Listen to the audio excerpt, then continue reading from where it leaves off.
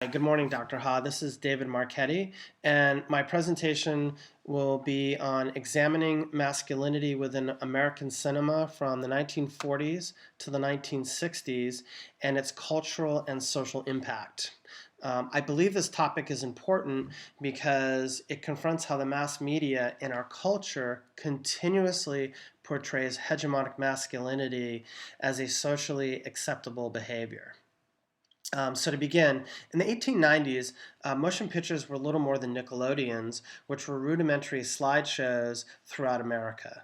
Some of the earliest moving images from innovators like Edward Muybridge and Thomas Edison were of ordinary events like workers in a factory or men flexing their muscles for the camera or galloping horses.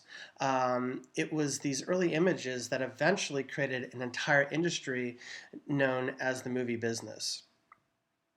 Cinema itself has had a reasonably short history compared to other art forms like painting or sculpture. What's more, our recorded history has been predominantly illustrated and characterized through a male-dominated social and cultural lens. And it is this vantage point of how the male gender has been defined either by patriarchs, the mass media, or symbolically through art, which has had a significant influence on the social construct of masculinity itself. So for my critical analysis, I applied the inductive reasoning method. Important to this method and analysis is Nick Trevino, who's an associate professor at Cal State University, Sacramento, who expanded upon the very definition of hegemonic masculinity as it relates to the US media. Trevino stated that masculinity can be further defined through occupational achievement as an industrial or capitalistic society, as well as symbolic by the daring, romantic frontiersmen of yesteryear, and through heterosexuality, which is mostly centered on the representation of the male phallus, all of which has a strong psychological relationship to masculinity and the male subconscious. This is important because it expands upon the breadth of the definition of hegemonic masculinity, which in turn opens up a deeper conversation about this important issue within our culture and society.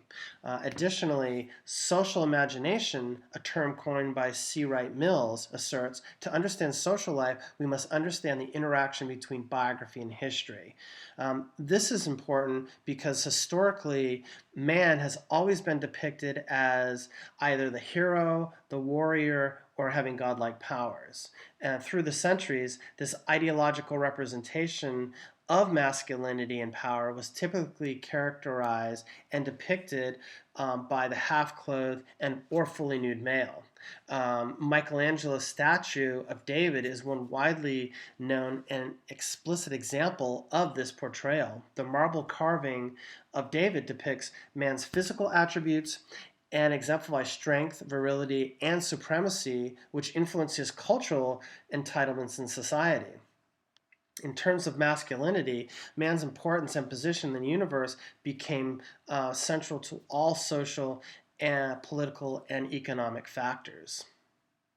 Hegemonic masculinity and male dominance continued to assert itself well into the 20th century and would systematically be adopted and applied by a burgeoning visual medium known as film. This illustration became the visual script for American film noir throughout the 40s and 50s especially. As men were returning home from the war, they felt alienated from society and were unable to establish themselves in a greater sense of contemporary social order, and as thus fell victim to identity crisis. As a result, Hollywood portrayed men under attack on the silver screen during this time period, both psychologically and physically, by women, as seen in such film noir classics as Double Indemnity and The Big Sleep.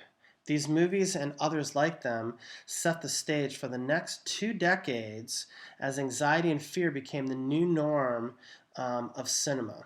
and dominated the box office.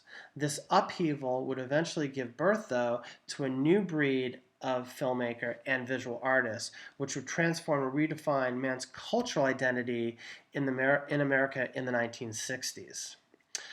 Henceforth, the 1960s were a period in which civil rights and countercultures and a new cinematic voice sprang out of the old ways of seeing the world.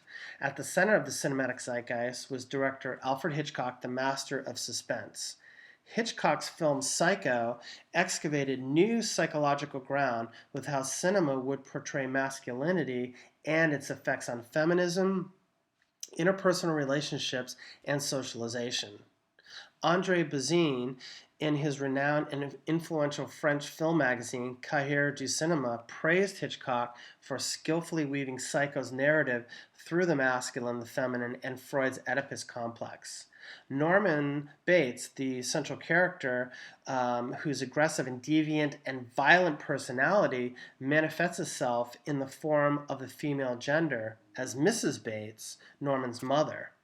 Anthony Perkins' portrayal of Norman as this disturbed and shattered personality was a huge shift for male audiences in the perception of men in film. And as we know, much of what audiences understand and care about are based on on-screen images, symbols, and the narratives in the media as brought forth by Brooks and Herbert in their research paper, Gender, Race, and Media Representation.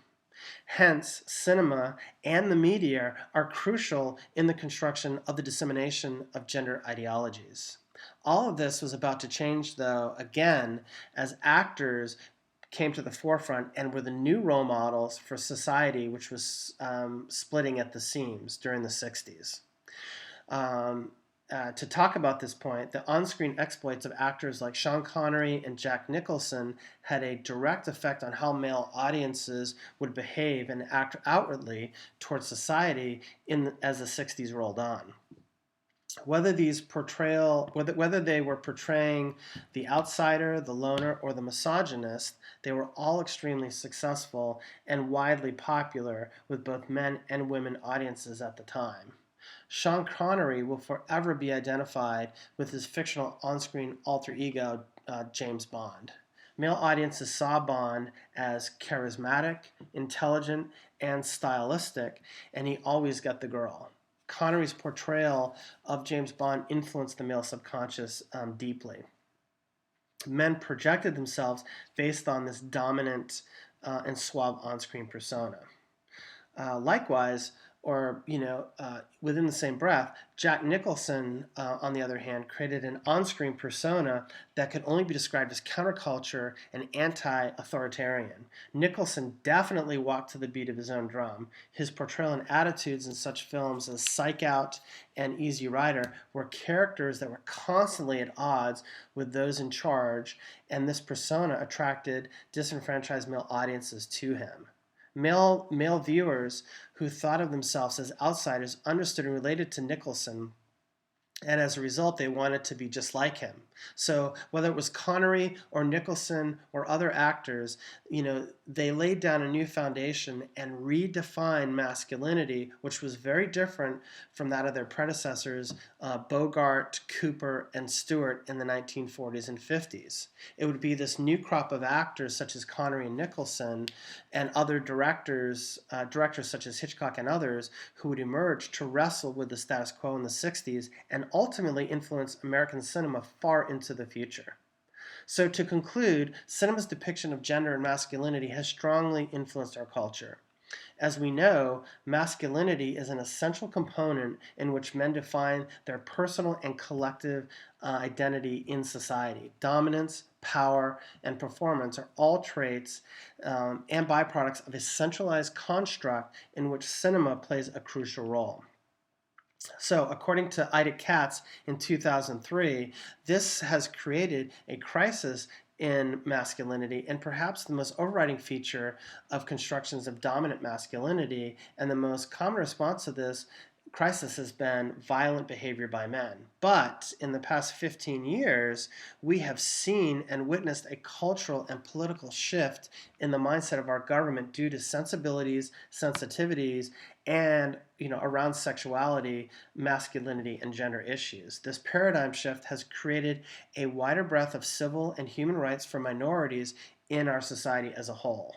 As the world becomes more diverse, there must be further study regarding the malleability of masculinity, which will depend largely on the governments, sociologists, and psychologists of the world. We will also need to rely on the mass media, which will continue to play a prominent role in these struggles, making the work of media scholars all that much more important. Thank you, Dr. Ha.